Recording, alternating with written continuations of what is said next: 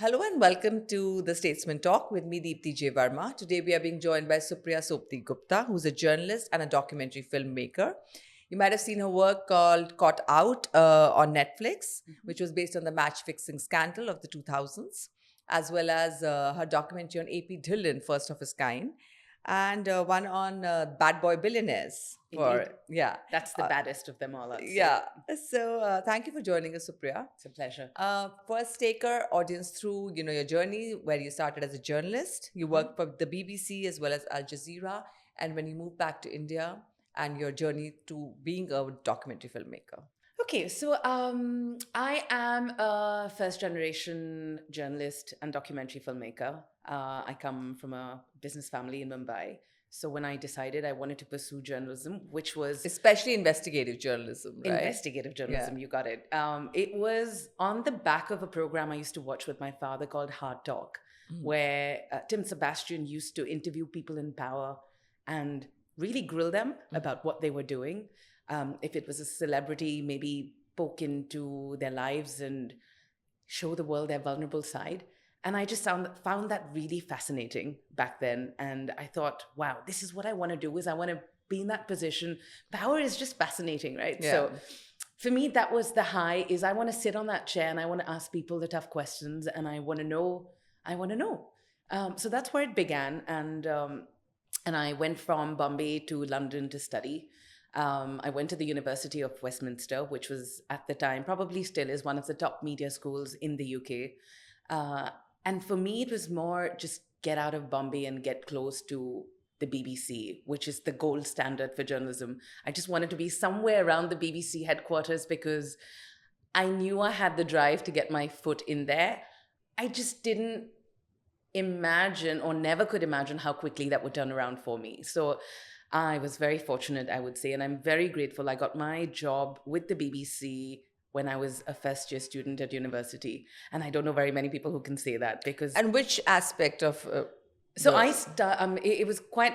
It's a funny story how I was even hired, because the person who hired me at the BBC I've never met till date. So we'll come to that at some point. But I started working on a radio show. Yeah. And this is on the back of a campus recruitment program that was happening at my university campus, where someone in my class had scored a meeting with someone at the BBC and was kind enough to pass their contact on to me, saying, hey, why don't you try and get your foot in the door as well?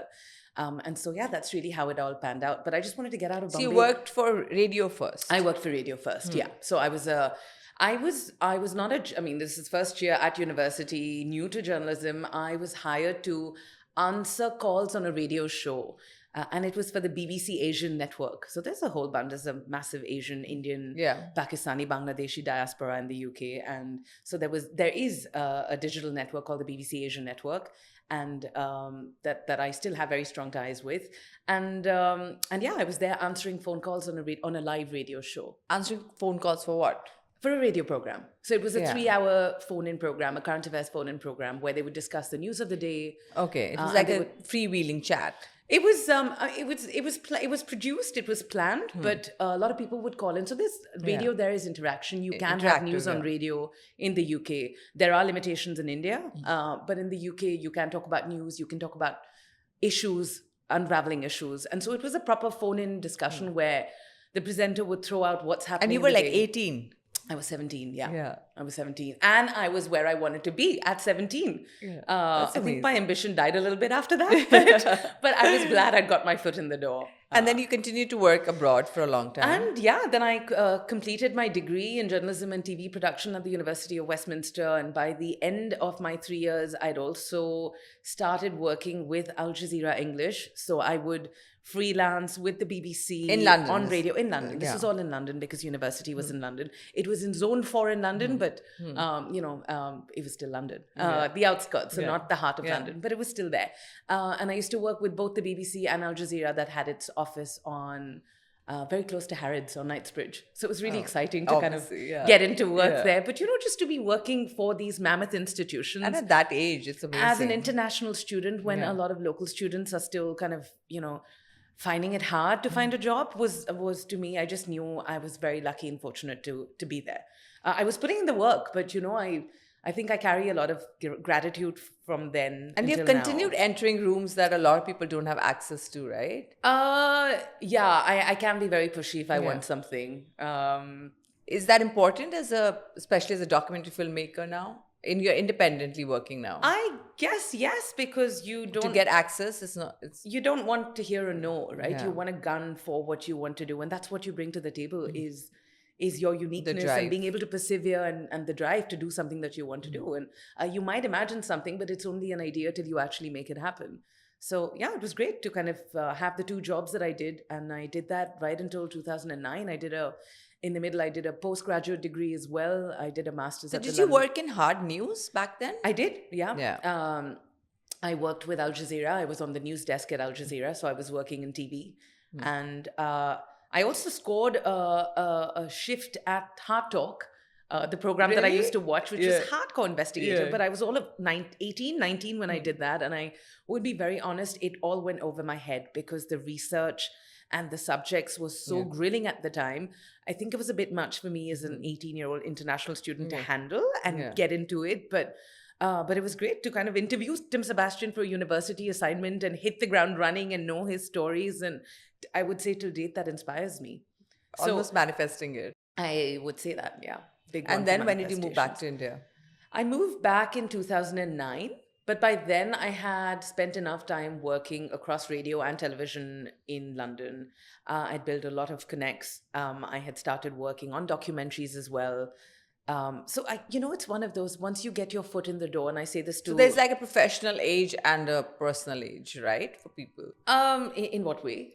In the sense that it doesn't matter how young you are if you've put in all those years working with different organizations. Yeah, I think for me, it was great to be in university studying what I wanted to study, but it was also amazing to get work side by side. On the ground Yeah, experience, yeah. right? And I think London as a city offers that. Again, it's something of privilege, but a lot of people in London would also not do this, right? Because there's one way is you enjoy university life. I wish I'd done a little more of that, but at that time, I think I was riding on the high of just having the job that I always wanted. So I just had to kind of balance going to university and doing the job that I wanted. And even then, my focus was not getting out and exploring, but more, I want to work. And I did a lot of that. And So 2009, you moved back to cover the elections? 2009 is when I moved back. I was covering the elections for Al Jazeera English, for news and for programs.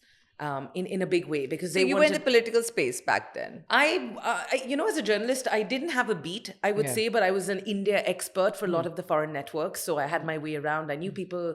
I would get into stories very easily. I knew the pulse of the nation. I knew communities, and so I was driven to know what was going on in the elections. It's always such a high. You know what that's like. To cover And when the did you elections. change that as a medium to documentary? So I started making documentaries and going into filmmaking more, I would say around 2013, 2014, when I used to work with a program called 101 East for Al Jazeera, which is Asia Pacific's current affairs flagship program for the network. And that's when we would do 25, 30-minute long documentaries on social issues. And yeah, I think I was full-time into that and kind of moved away. It's still a form of journalism, I would say, because you are... Yeah, I was going to get to that. Like, do you think it kind of combines the best of journalism and film in a way? I would say now, the news space is a very different space. There's a lot of adrenaline there, and you're turning around a story in the course of a day or overnight because you want your story out on the network. So it can be very, very stressful as well. But I always did this because I enjoyed it, so I never thought of it as a job. But then when I started making films, I realized, you could sit back and have some time to think about the shot that you want and make it look more cinematic and present it to a wider audience. And then I think when you start chasing the high of reaching a wider audience and getting more people to recognize your work, it's kind of a different zone. So I was away from that adrenaline space to now creating a name or a brand for myself. So it wasn't particularly because, when you are doing news for a particular, a channel, your voice is kind of clouded by the voice of the channel or the voice of the organization that you work for. But when you start working independently, you can kind of navigate the space yourself. That is true. And I would say it happened very organically for me. So it's not that I had... That wasn't an issue. No, I Yeah. never You kind just of... like the medium more. I prefer the medium, yeah. It was never an issue for me on the job where I was asked to follow a certain line of thinking and deliver on it. I'm sure that happens, but that happens more kind of in war zones or very politically sensitive situations, which might be the case today. So if you ask me to go back to journalism today, I would find it I would find it very difficult to do that, because I don't think I would be able to tell the stories or bring out the point of views that I wanted to. Is that because of the nature of the job, or you think the environment has changed? I think the environment's changed. I think in general in India, the environment's changed. Journalism is very different from what it used to be. You hear very few stories from the heartland of the oppressed and the voices, that have been silenced. And unfortunately, even in documentary filmmaking, we're not really able to tap into a lot of those voices. Do you think you're completely free of No, not at all. that pressure there? It still is. But as you get older, you learn the art of subtly telling the truth? subtly telling the truth. Yes. And I think that's where the magic lies, is still being able to make an impact, because I feel, for me, the exciting part about documentary filmmaking is being able to make an impact with the films that I make. And I've seen we've been able to do that. We did a film on the widows of Vrindavan, and we had the time to work closely with communities, work with individuals, and give back and kind of do something. So I'm still in touch with a lot of people that I filmed with, and I do get attached to a lot of subjects that I film with. So I feel in that sense, I'm very different from a journalist who has a job to do day to day and deliver on it. You don't have the mind space or the head space to... You can nurture your topic, relationships. Yeah, and topic also for a much longer time. And that as well. Has it ever changed during the course of filming? That, what you started out as, with the mission, has it changed while you, like your movie on the match fixing scandal? That's an event that's already happened. That's different. But, a more contemporary topic might change form and nature while you're telling it. It happens all the time. People will throw a curveball at you when you're on the go, the mic is up, and you think you're going to get gold. We've had our interviewees turn around and say something completely different from what they said off camera. That still happens. Happens on live television. They get scared? Do they get scared? I think, I think in India, there is no protection for whistleblowers. There is no kind of sense of security if you said something. You don't know who's going to rock up at your doorstep tomorrow. You don't know what feathers you're going to ruffle. So it is a bit worrying, not just for people, it is for me as well. It is worrying. You don't know who's going to pick up on what you've said and how they're going to take it. So it is a risk speaking the truth, isn't it? But you're still behind the camera. So I think, does that protect you? Today, no. Not when you're making films for a big and a global platform. No, I don't think that protects you, because going to court has become a national pastime, I would say, especially with the sort of things that we've done. We're still in court with some of the films that we've made for big streaming platforms. And I hope they someday see the light of day, because they're really relevant films, and their stories. They're just interesting. It's interesting to see how scams have happened, what's gone wrong, how people have gotten away with things. It's interesting to understand. And you would the think if human something's side. already happened, then there would be less issue around it, right? And also, it came these are out. stories that have been reported. So if it's already out, then we're not telling you something you didn't know. So I understand there's investigative journalism. But maybe because then there's an entire generation that's missed it. So, and they're a voting generation. Yeah. Right? So as to people still want to be able to present history in a way that kind of impresses them. Yeah, I'm sure they do. But that's not exciting for a filmmaker or a journalist who wants... Obviously. Who wants to put Let's forth go back an to honest point let's of go view. back to the match fixing scandal. Why did you want to do that? And I believe you did it when you were pregnant with your twins. As a woman who's pregnant, high on estrogen, you enter kind of rooms that are completely male dominated, like locker rooms in a way. Yeah. Why did that happen? Why did that interest you? The match-fixing documentary, Caught Out, Crime, Corruption, Cricket, which I directed for Netflix and my company produced, we pitched this idea because it was one of those events in Indian history that most people would be able to recall. today. Yeah, because In anybody families- who grew up in the 90s, like we all grew up, we Correct. would remember it. Correct. And that's the era that I come from. That was a story that was really close to me because I remember we used to hero worship our cricketers, right? I had And I photos remember of- that feeling, when you found out that they were like doing what they were doing, it Yeah. like really broke your heart. Like now, I don't think we attach so much emotion to our heroes. No, because we know, right? We Yeah, know better. we know better. Things happen. We know this is just the world's a stage, and And everyone's IPL playing has a kind of part. made it a more commercial pastime, Yeah. in a way. But there was some that time purity. there was something like, yeah. There you was kind of- sanctity to cricket. It was the one thing that made us.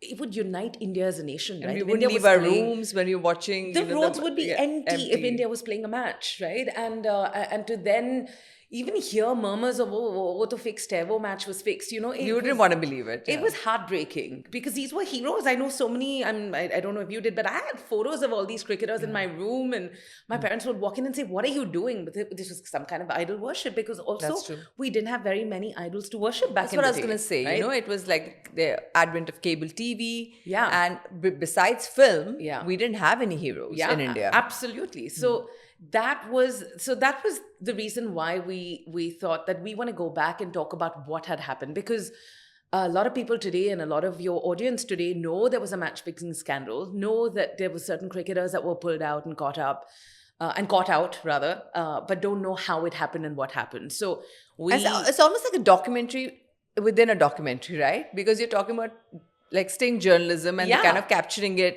in real time. So it's kind of going back to who the whistleblowers were, Yeah. who were the real people who brought that story out, how the CBI investigated this case.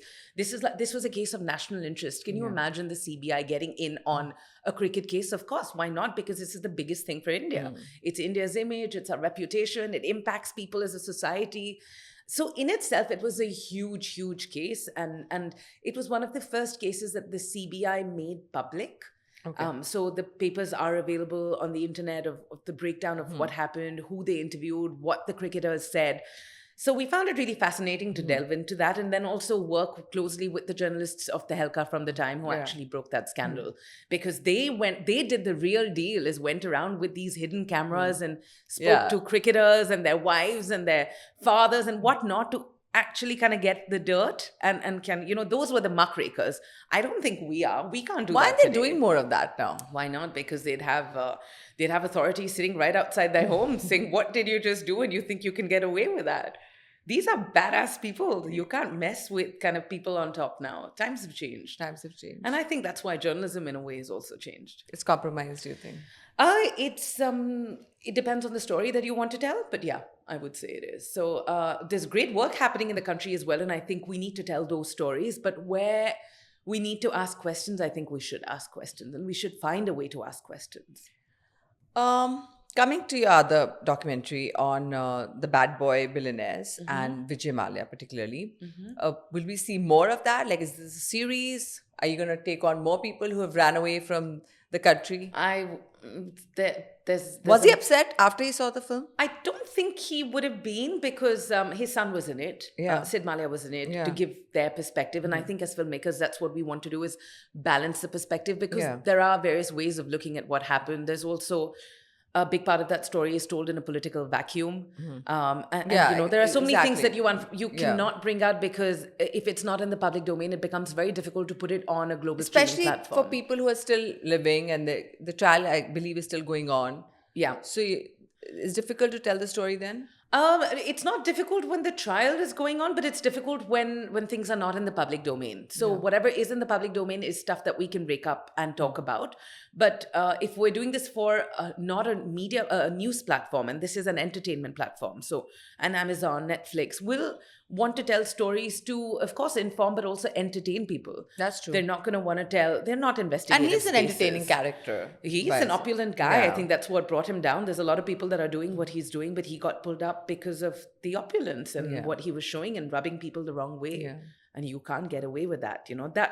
That's a dark side that you. It was in bad taste, especially after his, Yeah. his employees not being paid. Yeah. But would you want to take on more billionaires? And is that something that It just seemed like a work would be in continuum. I would want to, but you've got to find the right partners to be able to do it. You've got to find the right platform to be able to put it out. There are enough and more stories, maybe down the line, but we've got a bunch of interesting things we're doing at the moment. I personally want to get away That from you can't the true talk about. crime. That unfortunately I can't Yeah. talk about because it's too soon. But there's stuff that we're doing with cricket, which is positive, which is inspiring, aspirational. I want to tell those stories as well. This is a story of New India that we want to talk about as well.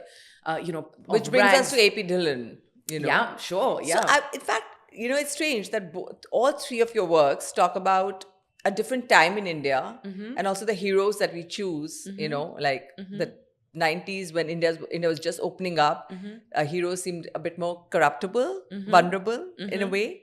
And then we come to Vijay Mallya, too confident, but maybe too much too soon. Yeah. And now AP Dhillon, a rise from a pinned boy conquering the world. Yeah. So in a way, it's like kind of also caught the graph of India. Yeah, it and is the heroes that we have worshipped over the years. I mean, there are stories of corruption even in today's era that we could tap into, to be honest. But it's about, I think, again, for me as a journalist and a filmmaker, it's about finding a balance in the stories that I want to tell. Because if there is stuff that we need to rake up and discuss and talk about because things are going wrong, there's also stuff that you want to share, which is amazing for the youth. Otherwise, what are they going to have growing up? Just talk about scams and what's going wrong.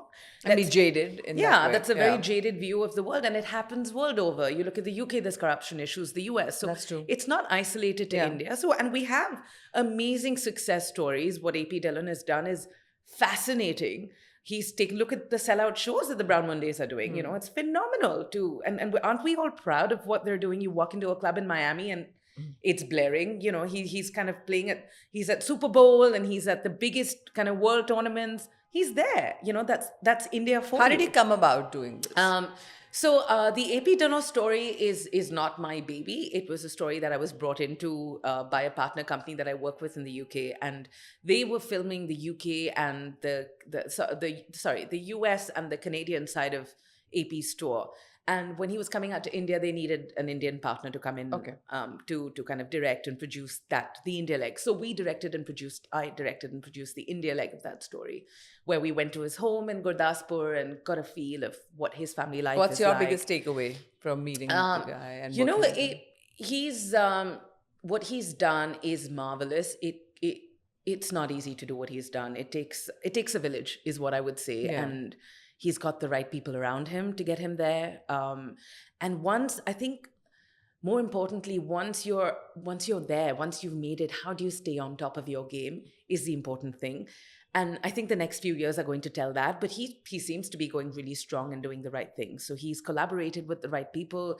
He's holding himself together. It's phenomenal to see someone to get there from where he did. It's literally that rags to riches story. And then now where he takes it from here is going to be the interesting journey for me. Do you think the icons today are smarter in that way? I think we obviously have access to a wider world. There's a dime a dozen artists in the pinned who have amazing stuff and journeys and stories to talk about, but they've not been able to crack it or make it or find the right people to do it And not with. just success, but do you think they're smarter in the way they, they plan their career? Once they get the success, they're smarter with, the way they handle it? I don't know very many people from back in the day and how differently they would have done their journeys, but I feel... We've seen big music icons, lose their way. With attention coming. But you also, let's compare Diljit to an AP Dhillon, for example. Diljit's journey has taken a lot longer. And by he's no less talented than anyone else today who's really making it big. But I think it's just about your stars aligning, being in the right place at the right time. I really wouldn't put it down to smartness. I think you learn along the way. And I think the wisdom that Diljit Dosanjh would have gotten along that journey and how humbling that journey has been for him, it tells you the person he is today. And maybe have more growth along the way as a human being. As a human being, right? So again, how do you measure success? Is success the albums that you sell or the people that you have, or is success a personal thing for you? Like evolution, personally. Yeah. So I think it's a very personal story there. Supriya, you've talked about how it's changed as a journalist. Work has become slightly more difficult. Maybe there is less scope for free speech, so to speak. As a documentary filmmaker, if you were to make, let's say, a political documentary in current times, what subject would you choose? what people would you choose to feature? What do you find interesting in political terms today? I'm going to go straight for the big prize, Deepti. I would Modi? love to do a follow documentary on our Prime Minister, Yeah. Mr. Narendra Modi. I think he's a fascinating man. He's a very disciplined man. There are things about him that are so inspiring. That future and- generations would want to know. and aspirational that we as a nation need to know, because there are two sides to the coin. There's one that, of course, harps on about how he's amazing and Achhe Din and all of that. And there's another side that talks about all the bad stuff that this government has brought to light. And I feel he's not done public interviews. So this would be a huge win on that. But also to follow him and to see who is this man behind the enigma. Behind the I don't think we've ever, I don't think we've ever cracked that. I don't think he's ever opened up to that. And he's doing such amazing stuff. Let's manifest it here now. Yeah, let's manifest it here. Yeah. Let's hope he shows us the good and the ugly and talks about why he needs to do things a certain way, because the nation wants to know. We want to understand that the things that they're not doing right, why are they doing it a certain way? And maybe there's method to that madness as well. I don't want to be that journalist who's just kind of sitting back and left wing and saying, oh, well, he's doing all of this wrong. I see he's doing a lot of things right. And I see there is a lot of development. You want to understand him more. I want to understand the man more. Yeah, you nailed it. Amazing. I think it would be fascinating. Let's manifest it. Yeah, let's do it. And you'll get a special thanks. So maybe you'll be in it. Oh, perfect. How do you choose your stories? I choose my stories. Earlier, I would choose them based on the places that I wanted to go to and the communities that I wanted to know about. That's when you're younger, right? When I was younger. So I remember one of the wildest stories that I did was one for Al Jazeera on the Jarwa tribe in the Andamans, because I wanted to go to the Andaman Islands. It was like, whoa, there's an island in India that's part of India that is beautiful, and we travel the world to look for this Jannah. Untouched beauty, yeah. And it's here. So that was a story. That was, the crazy time that I did. But now it's more, I would say I find stories and I dive into stories that inspire me or kind of resonate with me and my story and where I am. So I'm a mom today. And I was going to wanna ask, know. has that changed after motherhood? Yeah, Do you want to tell definitely. stories that you want to, in a way, tell them? I want to tell stories that I think I was always into impact journalism, where we kind of work with communities to make an impact and work with social welfare, all of that. So that thread is still very much alive. But I'm not gung-ho about speaking to criminals today as I was a couple of years ago. I want to tell meaningful stories, and I want to tell stories that are inspirational and aspirational. More positive. Positive, because I think we need to see more of those as well. Do you think it's the most courageous medium that you've chosen? Or you think it's the most impactful? I would with think, the most reach? Yeah, I would think, especially moving, I also kind of started working with global streaming platforms and putting in more of my time on those projects versus the journalism projects and the TV production and working with news networks, because it reaches a wider audience. And I will be very honest, the nonfiction pie in India is very small. Very few people, very small segment watches documentaries. And even within that segment... Not the kind that you make. You make fairly entertaining content. You'd be surprised, Udipti. People Really? would much rather watch a drama, including my mom and a lot of people around me would much rather go home and watch a feature film than a documentary, because they're dealing with this day to day. They know the realities. You open your newspapers, the headlines, there are murders, what's going on. So a lot of people want to switch off. But I think crime is still it's of big interest. Crime is of massive interest, and the other one is reality TV. So if you have your celebrities and you want to tell their story, that's what people want to watch. But those don't necessarily inspire me today. I would do it. I would do it if there is something very compelling, but I would do it from a human interest angle. Do you see the human side in everything that you cover? That's what I bring in, I feel, to my stories is finding that comfort with the people that I'm speaking with in a room, so they open up and tell us why they did what they did, or that's what people find fascinating as well. So we made a documentary for Netflix again called Mumbai Mafia, which I produced and did a lot of interviews for, and that was with the encounter cops of Mumbai and the gangsters of the 90s. Because, there was a time where Mumbai was in the grip of the gangsters, and it's a very sexy story. And all the movies were around it, Correct. right? All the movies had this dawn and this high culture. Correct. Yeah. And there's so many of those films that are made, but they glorify the guy or kind of, or just talk about what a bad guy he was. But you don't really get to know who these people are. And I find joy in making documentary films because I get to meet encounter cops who've shot those guys. You get to understand what it was like for that cop to go around knocking off people and, kind of using that as, 50, and that's my tag. And that was like that number game. But they're going back to their homes and their wives and their families, and they're dealing with a lot of guilt because they've knocked off somebody who belonged to a family, who also was a father, who also was a son. And live fairly mundane lives. They weren't heroes in the sense, who were living really richer for it. Well, a lot of people made money along the way in that as well. There's dirty money that is to be made everywhere and has been made everywhere. But at the end of the day, they're human, and there's something that's driving them. And to be able to delve into what it is that drives people to either commit a murder or or to be a gangster, what is it about you that makes you who you are is what I find fascinating. Is it available to watch? Yeah, it is. Mumbai Mafia is also streaming on Netflix. On Netflix? Mm-hmm. So you work mainly with Netflix and one with Prime? A lot of my stuff has been with Netflix, global. I've also worked on Chef's Table. Let's talk about the lighter stuff. The lighter stuff that I've done. I worked on Chef's Table with Azma Khan, who is a Michelin star, amazing woman, amazing. I won't even call her an amazing Michelin chef. She's a force to reckon with, because when that woman walks into the room, oh gosh, she shines, because she doesn't break glass ceilings. I think she shatters them. The stuff that she talks about. She's a second daughter to a family, and I met her family as well in Aligarh. They come from a royal family. They have all these kind of palaces and coteries, which are beautiful. She's a second daughter and talks about how difficult it was for her growing up, because obviously the parents wanted a boy. And she's lived with that all her life, but she's now the driving force of her family. She lives in the UK, is married to a guy there, has 2 sons, has set up this amazing restaurant called Darjeeling Express, which is kind of one of the top Indian restaurants in UK. Reese Witherspoon was with her the other day. Priyanka Chopra was hanging out with her. The who's who. Boris Johnson rocks up to have lunch at hers. She cooks the most hearty supper. She makes this biryani, which doesn't just fill your stomach, but fills your soul, because her conversation is just so positive. And she's all for women. It's not just the food, but she's telling her life story through her food. And I think it's such a powerful way to talk about the stuff that you want to talk about. So she's not really pushing the envelope or going after gangsters or doing controversial stuff in that sense. She's just talking food, and she's telling you her story, and she's connecting to people at a different level. How much of being a woman affects, translates into your work? Or do you think you work in a fairly gender neutral way? No, I think I'm kind of moving to the other side, where we're trying to bring more women into the workforce. I think we bring a lot of empathy to the stories that we tell.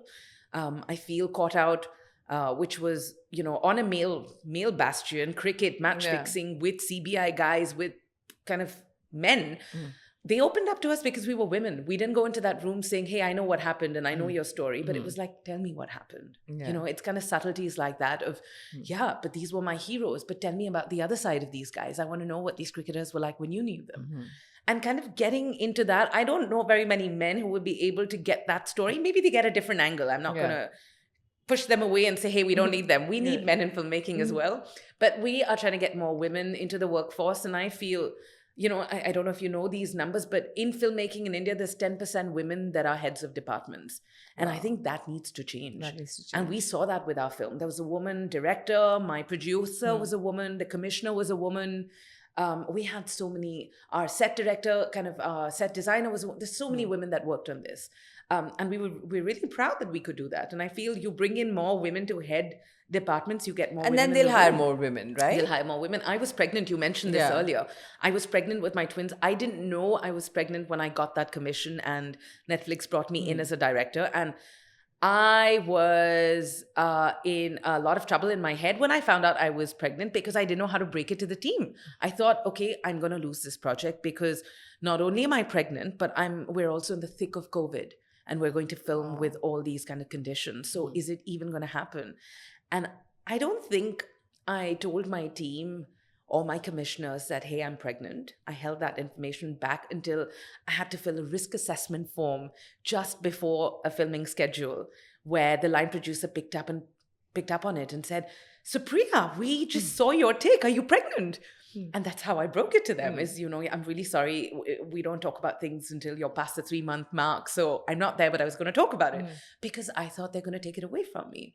And I would understand if they did, because them as a network... Why though? well, it's the thick of COVID, not for any other reason, but we're in the midst of COVID, and so you've got to take No, if special... you're okay to work, then But they it's still shouldn't have an issue. you know, with the bigger companies, there are certain protocols, and then they would take responsibility for it. So you got to, you know, whether I'm going to be able to travel with those conditions, and it gets harder for a schedule.